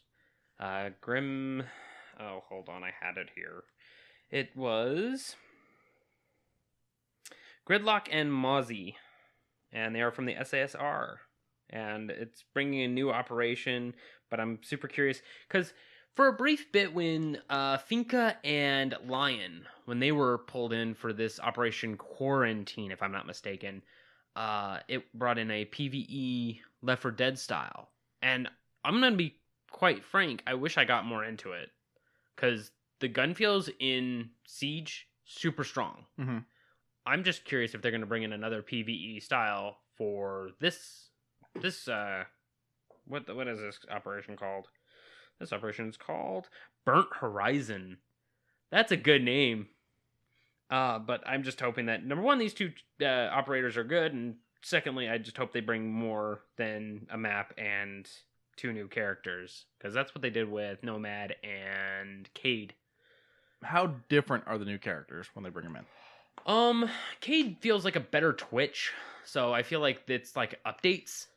I feel like they're a little bit better, but of course they all have their own specific guns that they can use, so it's like Kamasei, Kamasa, and of course they have their own individual passives that they work off of. I would say on a scale of 1 to 10 between all the characters that have been released, they're about an 8 out of 10 on difference. Like, you of course have your similarities. Some have the DMRs on attack, so that way you can, keep your distance, wreck them up. And then of course you have all the defenders with their short range MP5s and whatnot. And of course the tools to help defend, because that is the goal for defenders, is to defend. Okay. I mean, I guess it also kind of comes down to how well people play their characters can really be the make or break for the game. So finding your niche is a good thing. But then it comes down to, that means that it's very possible you're playing the same character every time you play. Well, no, that's another thing. You buy a pack of, like, let's say year 1. Year 1 will only run you another $5. I think it's on sale for $5. Okay. That comes with 10 champions. That's 5 on attack, 5 on defense. Gotcha. So as soon as you get them, I mean, you can mix up your tactics. Let's say you have a bad first round because you're like, oh man, I shouldn't have picked this. As soon as you're on attack again, and then all of a sudden you pick, let's say, Dokebi. Mhm. She's a Korean fighter who has a DMR, and this phone she slaps out a logic bomb. A logic bomb is basically all of a sudden you hear a cell phone vibrate from inside. It's the enemy's phones vibrating. They cannot use anything that requires phones. Okay. That was weird timing. Yeah, my phone just His phone vibrated. vibrated right when he said that. But yeah, it makes their phones vibrate. So all of a sudden you hear. Okay. So you have their location via that. That's kind of cool. Let's say you kill them. With Dokebi, you can pick up their phone and say, your cameras are now mine. And then you now have access to the defender's cameras. Okay, that's pretty cool. So I don't know. I feel like, it's the cool new thing to have non-buildable characters. And I'm like, what is... like I said, PUBG, Fortnite, Apex, Siege. I'm saying 50-50. The reason why I say 50-50 is because I would like to have one character and then have to, change kits. That would be nice. Mm-hmm. But then when you have a character with personality, you can connect with them. Well, you can... don't get me wrong, you can't with the character, but, give me something other than, I've got a patch on my backpack, or I've got a color scheme on my gun. Yeah. Something more than that to show that I've done it. And I want to actually be rewarded for being good at the game and putting the time into the game. And with these, I feel like I'm not. In fact, a lot of times it's like, oh, you want this new cool shit? Give us money. I'm like, oh, no, I just... Siege kind of does that. You do earn packs that allow you to earn the cosmetics, but then again, it's few and far in between. Yeah, well, and it's kind of like the whole Black Ops thing that's going on right now, where the loot crates... Buy the challenges. Yeah, the loot boxes. You buy the challenges. I'm fucking stupid. But yeah, which, don't get me wrong, I don't like loot boxes at all. Get rid of loot boxes completely. Not even the challenge thing should be a thing. I mean, I guess loot boxes for purely cosmetic would be the only thing I would accept, but don't make me do a loot box to win a challenge to then have to complete that challenge. Yeah. I'm looking for more than what games are currently giving us, I think. I don't know. We're Anthem has just dropped, I think. Yeah. Tomorrow? No, it's dropped. I think it's dropped. Well, they just did a live action trailer though that everyone's loving.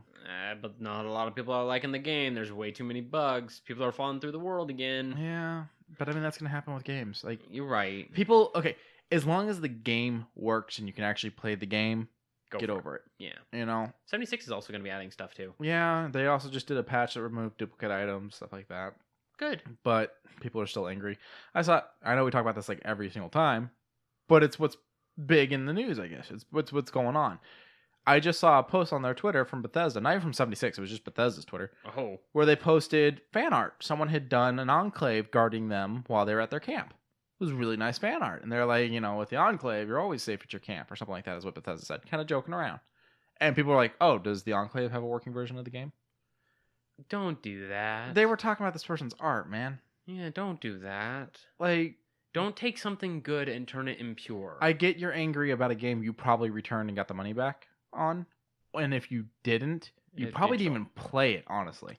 I also want to know how many people are talking crap about 76 because it's the cool thing to talk crap about, haven't even played the game. Because there's so many people I know that have not played the game. The sheer number of people that haven't even bought the game. But still will talk shit? Yeah. I've got friends that are like, oh, I was going to get it, but I heard it was terrible.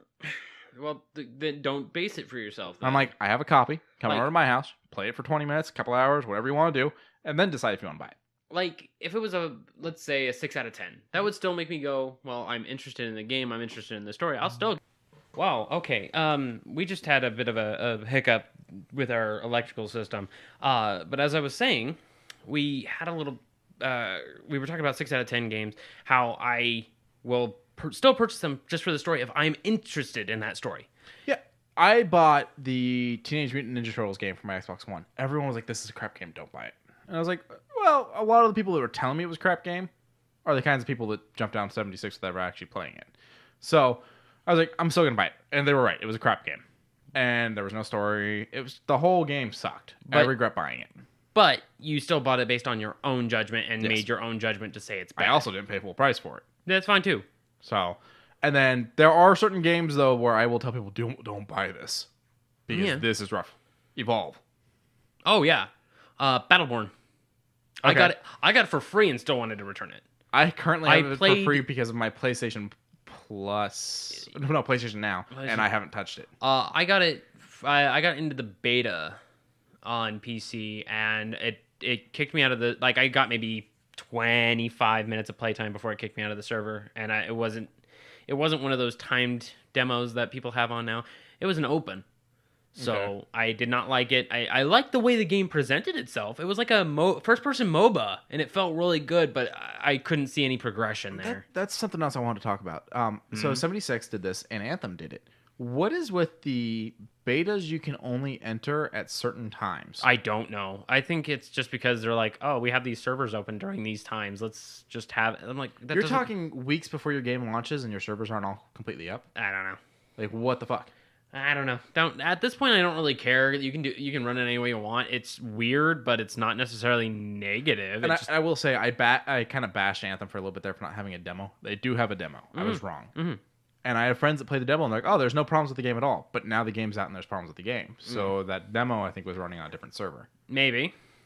And then you have games like the fuck is that one that's coming out this month? Crackdown? Crackdown that had its demo and it was just open and it only did it for a little bit, and then you're trying to figure out if the game will run perfectly, and then it's getting not great reviews from early gamers. Yeah. And I'm like, no, how can a game that with a mild story, I wouldn't say it has a stellar story by any way, shape, or form. It's more crime rampages through the cities, and then you have to fight your way through it. I just don't want. Number one, I don't want Terry Crews to go down with this ship. I love Terry Crews. Yeah, so do I.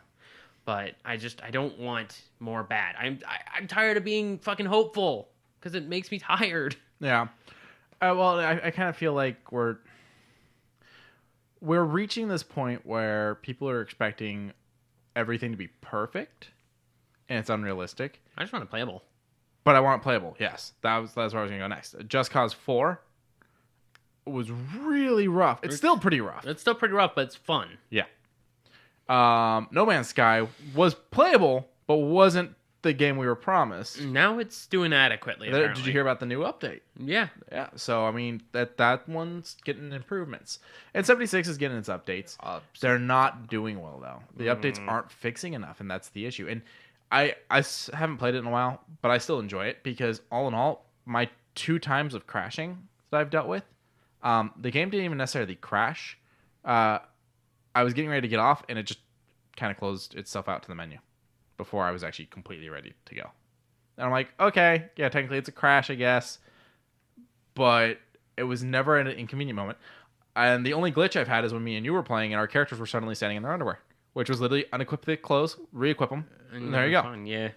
And past that, I haven't had a single glitch. I remember when you were building up the base, I felt I had a maybe 5-second fall through the world, but it put me right back up, and it was just it was like, oh, it was a bit scary. I just I mean, the big issue is they need to get away from the creation engine. They need to get away from creation engine. or Look at Resident Evil, who built a whole new engine for one game, and then went, hey, you know what? We're gonna make some other games on this. and it does, and they're So now you've had, the remake of 2 is amazing. They're going to be doing that remake of 3. They need to remake 1 and 0, personally. 1, 0, and 3, and 1, maybe 0, Code 3, Veronica. 4. You need to remake 4. No, 4's fine. No, force controls are difficult nowadays. Okay, and Code Veronica. Give me Code Veronica. Yeah, a remake on Code Veronica would be nice. Furthermore, I would just like to see 4 cleaned up anyways. I mean, could you imagine what they could do with 4 now with the graphics? Because we were talking GameCube graphics before.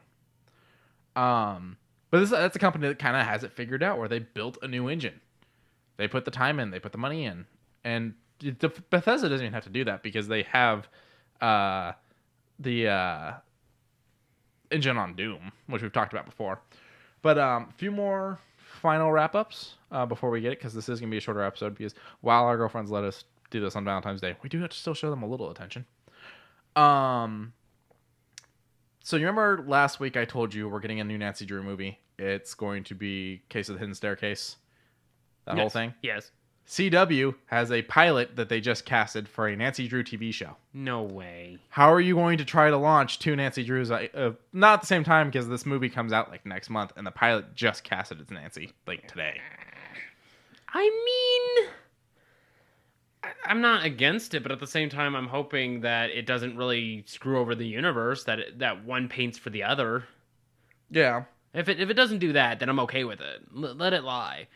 But I'm showing Quincy right now a picture of Terry Crews dressed up as J. Jonah Jameson. I saw that, and so I would like it if it wasn't for the fact that Terry, I think, would take it a little too far. No, he wouldn't take it far enough. No, he would take it too far, because Jameson's supposed to be like legitimately angry. Not that like power. Not that I yell because it's funny that Terry does. Other than that, the way he looks is amazing. He looks perfect. I've seen that image. The other image I showed you that, or not showed you, but I told you about, I've got right here now. Someone did up Light Yagami. Oh, writing out all the names of Jump Force. Yeah, that would end the entire game. Yeah, that's the fun of it. Ugh. Well, I mean, there's that whole theory of when Goku was dealing with the possibility with that heart problem or whatever. Yeah. But he fought off death itself. And then what was it? Would you? Huh? Fucking Super Mario Maker 2, even though... Oh, yeah, Super Mario Maker 2 is coming for the Switch. And I don't know what they could possibly be adding, because the first one had so much... I think it's just because Switch is the bigger console. Just do a port. You don't have to... make it backwards compatible, or... Well, you can't make it backwards compatible because it's disk versus chips. Yeah. But, give me a digital version. Give me a chip. Like, we don't need a new game. What about $30? Would you say $30 would be fair? I would do more closer to 20. I don't even think it was a $60 game when it came out, personally, and I have it. Yeah. What they could do is, what I always thought a company should do is do like a buyback. If you bring in your disc, we'll give you the chip. They recycle the disc. It gives people a reason to want to play on the new console. For something like this, obviously it wouldn't work for, other things. But Super Mario Maker, really, another $60 for another Super Mario Maker? I don't think so. Maybe Bayonetta 3 might come out. Oh, never mind.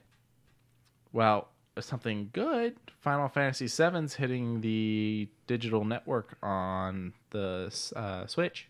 Well, it does, but I don't own a Switch. Well, yeah, no. But I'm saying the fact that Nintendo's finally letting us play... Well, not finally, because they were before, but the fact that Nintendo's letting us play older stuff, it's making me happy, because there's always kind of been that back and forth with them, because the Wii was backwards compatible to the U, yes, but none of their previous consoles could ever do that without some kind of weird attachment. Yeah. Some of the handhelds were, like, the Game Boy to the Advance, the Game Boy to the Color to the Advance to the SP, and I think the SP to the first open and close DS. Yeah. And then after that is when it dropped off. Yeah. I mean, having things backwards compatibility is, of course, great. It's fantastic. I would say make the PS5, if they happen to do that, make it run all generations of PlayStation games. That might actually draw in some people to play it. And to actually make it so that way people will remake PlayStation 2 games or keep PlayStation 2 games in production. I feel like PlayStation is the biggest asshole when it comes to that. That's why I'm saying because when they launched the first 3 had the backwards compatibility, and then they pulled them a couple months into their launch, saying it will ruin sales. I'm like, how? And relaunched it without the ability. One other little thing was they're rebooting Pirates of the Caribbean without Johnny Depp. It's like you should have ended the series at World's End. Personally, I don't know. I'm struggling. I honestly enjoyed the movies. I enjoyed all of the cast. I have not seen Dead Man Tell No Tales. I haven't either, but at the same time, I feel like all of them have been good. They've been entertaining, not necessarily. Fountain of Youth wasn't that big of. No, I didn't enjoy that one at all. Davy Jones's Gold of El Dorado. What the hell are you talking about? The first movie. The first movie is Black Pearl. Second movie... Where's the one where they had the fucking coins and the treasure? That's Black Pearl. That's Black Pearl? Yeah. That has nothing to do with Davy Jones. Not Davy Jones. El Dorado. It has nothing to do with El Dorado. Oh. It begins with like what's A. I don't remember the name of it. Oh. I know what you're talking about. The one that makes them like undead. Oh. Yeah, okay. Well, Disney's having a little bit of issues with the reboot. That's fine. The writers quit. Oh, that's actually not good. Yeah, they're like, we're out. We're not doing this movie. As the article said, jump ship. Which is terrible. Wow. Yeah, I heard about this. He just showed me a thing about tweets saying new Hellboy trailer coming and it's going to be better. And then the tweet was immediately deleted after it was tweeted. But it makes me wonder. I don't want this one to be centered around Hellboy. I want more BPRD. BPRD. Yeah. There's the BPRD comic book series, but I mean, it didn't do quite as well as Hellboy. I mean, of course not. But I wanted. They should just let Guillermo do his third one. Ron Perlman wanted it. Guillermo wanted it. The first two were great. I want Perlman to do more. He is such a godsend. Oh yeah. Like when he did his FaceTime to it was either Twitter or Facebook, but he was doing a live casting for Cable. Mm-hmm. He just was going hard on what Cable would say or do, and he's like, I just want to do more. And this is a man that sat through hours of makeup to go to a children's hospital as Hellboy. Yeah. You know, he's friends with Patton Oswalt, and Oswalt thought it would be fun to get him and the new Hellboy together for dinner. And so they went and did it. And he's like, the guy's a nice guy. I kind of met in passing before. I don't want to say that I want his movie to do bad or anything, but I wanted to make the third Hellboy movie. And that's what it comes down to. Okay. And I think it was really unfair because the original reports was that, when Guillermo wanted to do the third one, the original reports was that he was told he had to make Pacific Rim 2 a blockbuster in order to do it. And then he'd even do Pacific Rim 2. But in kind of the area of television and movies, Jack Ryan got renewed for season 3, and 2's not even out yet. I mean, it's doing well. If it's got a hand in the pot, let it keep it in its pot. Amazon's doing a lot right now, and it seems like they're a little bit, them and Hulu, I feel like, are a little bit more open to not canceling shit immediately like Netflix is. And I think it's because they're not doing nearly as many as originals as Netflix is. Oh no.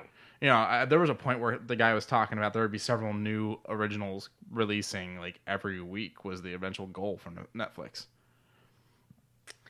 I'm gonna let the weeb out for a little bit. My Hero Academia's new OVA, All Might Rising, just dropped, and I'm probably gonna watch that as soon as I get dropped off today. And they announced 2 more mangas. Yes, one for 2 Heroes and one for I think All Might Rising. Not 100%, but it's getting a whole bunch of other different little tiny adaptations. And I like Boku no Hero. It is an amazing series. It talks about the actual trials and tribulations of an entire metahuman world where everybody has a power, let it be small, large, or how they use or abuse it. And I want it to keep going. I love it to death.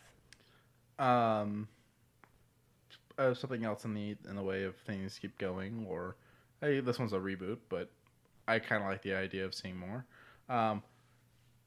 They're reviving or rebooting or whatever. Are You Afraid of the Dark? Which is kind of cool because we're getting Twilight Zone back for the adults, so it's nice that there might be something for the kids. But at the same time, Are You Afraid of the Dark was full of campy, like super campy. I wouldn't. It was for kids, though, and you have to be careful on the level of horror you do. I know that, but you get the nonsensical stories. Like the one I remember was a kid mocks a clown that died, and he has to go into the fun house to fight him. And I'm like, that's weird in itself. Go watch the Pool Zombie one and tell me you weren't scared. Oh, the one where the face was melting off? Okay, never mind. You're right. You're right. And then obviously we're getting the Twilight Zone, which is really cool. Very well done. With Super Bowl Peele. ad. Yeah, as the host. I was a little worried because he made one horror movie and everyone's like, oh, he's the master of horror. I mean... and now Us is coming out and that looks interesting. I feel like they put too much trust in one success. Not to say he can't do it, but after seeing the way he handled the Super Bowl ad, that was a good is restored. That was a good cut. Now I asked your cousin this. Okay. Do we get the Twilight Zone remake, reboot, whatever you want to call it, in a world where Black Mirror never happened?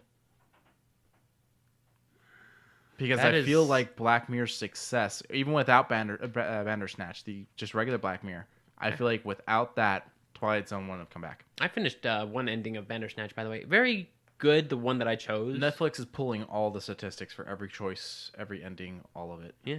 It's a little creepy how much they're carrying. Well, I mean, to be fair, Telltale did it. Yeah, true. With most of the games. Oh, you chose the one where you killed Clementine, you stupid, heartless bastard. Spoilers. Clementine doesn't die. Yeah, I know. Actually, but Kirkman is doing a little bit more for the people that are getting the final season for that. Yeah. So that's cool. Part 3 just dropped not too long ago. Yeah. I haven't delved into it because of all the nonsense that Telltale has gone through.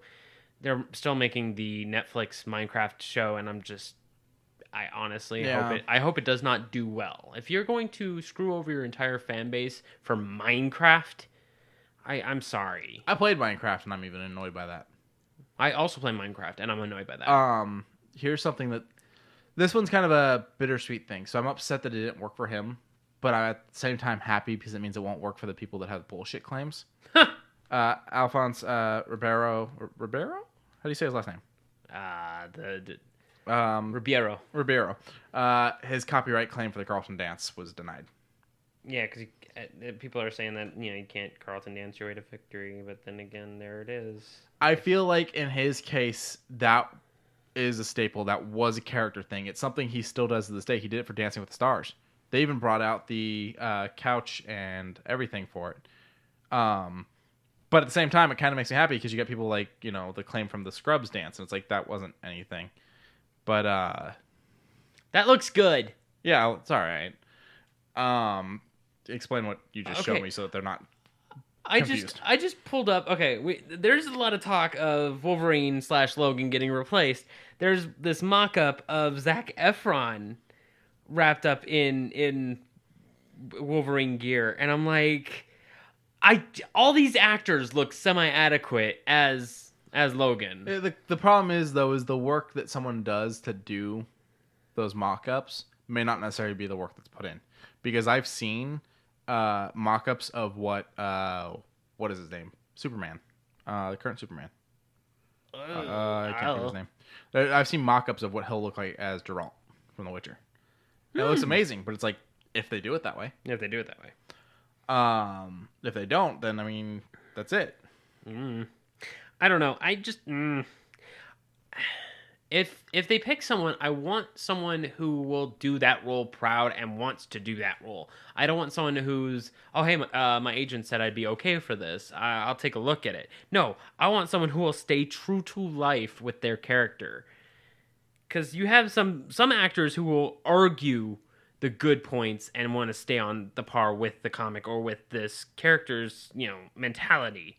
They don't want someone who's going to just follow the script. That's dumb. That's dumb in this day. Especially with the way fucking movies are going, i.e. Venom. Yeah.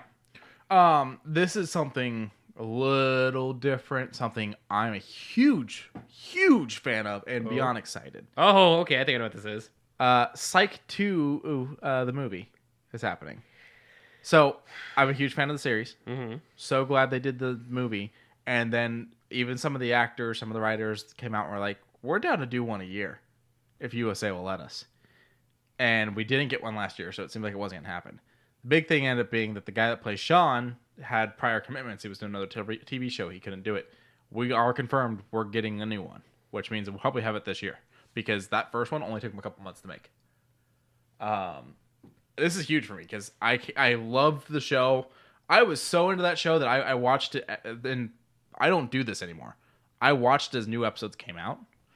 I voted on things to make decisions in the show. I participated in the pineapple searches that they would do for the new episodes. I was all for the show. The show, it's nothing but 80s references. And that's where you live. Yeah, I live in the 80s. I live in the 80s and the 90s. More 80s than anything. They also got a bunch of famous actors from the 80s and 90s to pop up in episodes. You have Freddie Prinze Jr. and spoilers playing a fucking nerd in it, hardcore super geek in it, and it's amazing. Isn't he naturally one though? He is a little bit. I mean, he's big. He does a Twitch. He's a Twitch streamer now. He's big into gaming. I haven't seen his channel yet. I'll have to go look that up. I think his is actually one you have to subscribe to, but I'm not sure. Twitch is supposed to be free. Oh, is it completely free? Okay. Yeah. I don't know exactly the specifics on it. Yeah, you can subscribe for like chatting. If you want to chat with them, you'll have to Maybe subscribe. that's what it was. Which is kind of... I don't like that. I don't like that. If you want to connect with your community, let your community be free. I think maybe it was to keep everybody from connecting, possibly. That's fine. When you're that famous. I'm speculations. Just speculations. I have no idea. It may be even that it's not even a charge. I don't know. Idea. You got Shroud, you got Josh OG, you've got Ninja, you've got a lot of strong individuals who are vastly popular. I can't see them blocking people out until they subscribe, because then people don't know what they're going to subscribe to. Same thing with Freddy. I don't think that... I may be completely wrong. Maybe it's something I read wrong or something. And maybe that he doesn't charge at all. I have no idea what the case is. I'm hoping they don't. He's huge on Twitter with his fan base. Oh, yeah. So I don't see any reason why he wouldn't be in other places. I'll look it up when I pop home, but I don't... He better be entertaining is all I'm saying. So back when the Video Game Awards happened... December? Yeah. Okay. There was a game that was kind of robbed by not winning a single one. I know exactly what you're talking about. Friendly neighborhood web swinger. Now, I know your complaints against it, but there were better candidates in most of those pieces, in most of those subjects. Game that took the time to make your horse's balls react to the weather but didn't improve its aiming won awards. But the score did better, and then again, aiming has dated back to the the third installment to the franchise of Grand Theft Auto. That's when they introduced that aiming, and it has not changed. Some people like it, but they put time into making the horse's balls react to the weather. Yes, and then that horse's balls react to the weather more than my balls react to the weather, and mine are real.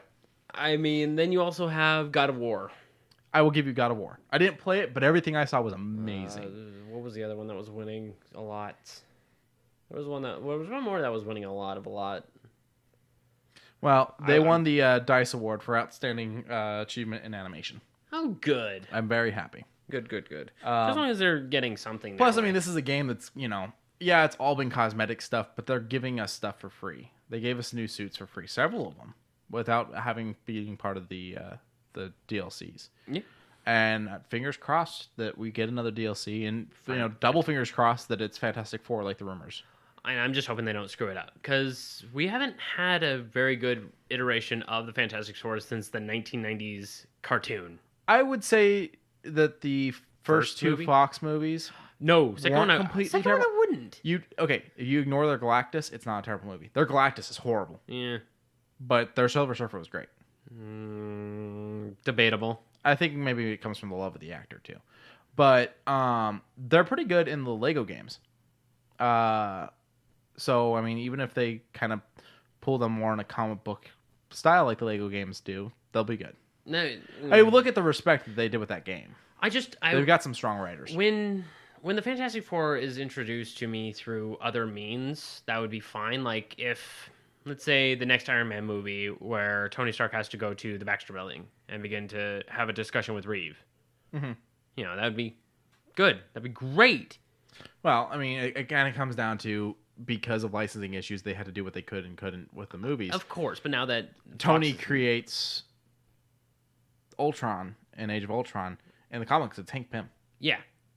I know. That's why it seems really off-putting, but that's why I think that there would be another angle for maybe Ultron 2.0-esque without going too hard. I saw that. I hate that game, but I love it. Catherine Full Body is announced September 3rd as its release date. That's very long. So what all is that going to include? It says brand new music and enhanced multiplayer options. I'm curious as well on as improved visuals and gameplay. Well, you can't really... Okay. Catherine, for those who do not know, is just a simple platformer where you move around blocks and climb your way up. There are some blocks you cannot move, some blocks you can move. It's got an interesting story, though. It's got a very fantastic story. Yeah. And it asks you very, very personal questions. That's one of those ones that, when watching the cutscenes, I don't feel like, where the fuck did the game go? Okay. Because we've talked about it. Uncharted 4 for me was that where it's like, where the fuck did the game go? I'm watching a movie now, not playing a game. Yeah. This Catherine one has managed to not do that. It has the cake and you can eat it. Yes. Because it has him in the dilemma of, I'm in this boring lackadaisy life. I'm with this girl that loves me dearly. She wants to go further, but I don't want to be tied down because I don't know what that'll entail. She wants to have a kid. She wants to move in. She wants this, that. And then all of a sudden he finds himself with another girl, another Catherine. And then halfway, I would say halfway through the game, you begin doing these questions in these, what are they calling? Testifying boxes? What do they call those? Confessionals. Thank you.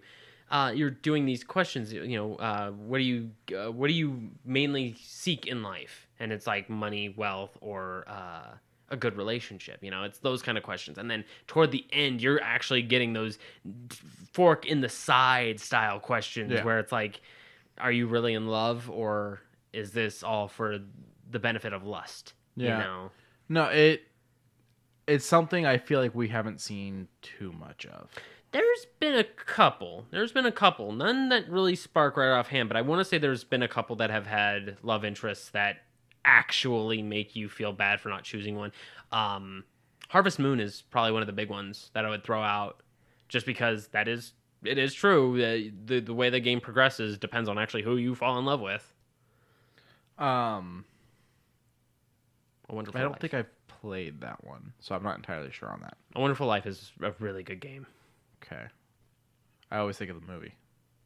It's Wonderful Life. Oh. Which is based off a book. Which is, yeah, okay. I was like, what the hell are you talking about? But I'm okay with seeing Catherine make a comeback. I am too. I don't know if I'll buy it, because it's like, how much did you improve it to get me to buy it again?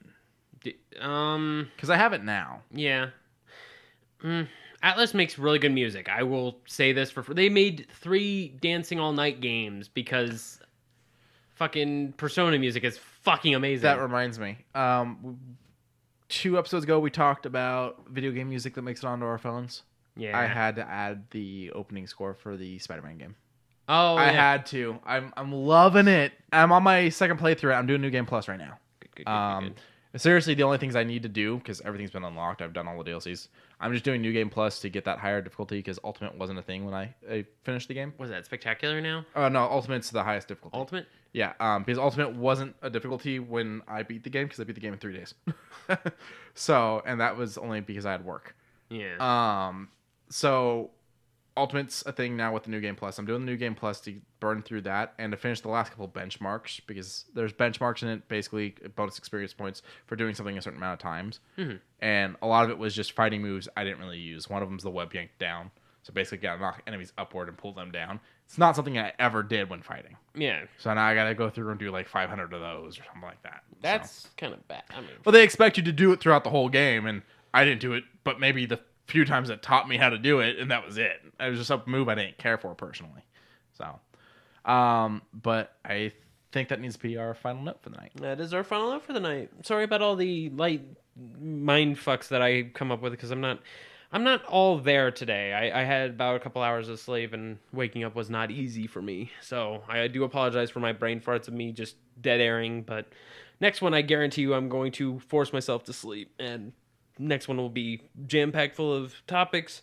I guarantee it. Yeah, we're growing. We're evolving and getting into what we will be. So, but we'll be back next week. Happy Valentine's Day, guys. Be sure to subscribe to us where you can. Rate us where you can. Please no 1-star rates. It upsets us. Mm-hmm. But we're everywhere that we can think of as of right now, other than Pandora has launched a podcast section. We're not there yet. I think that might come with the fact that they were just bought out. And we still aren't on iHeartRadio. We won't be there until probably the end of next month. Yeah, sometime next month we'll be on iHeartRadio. So other than that, you guys have a good night. Back credit card.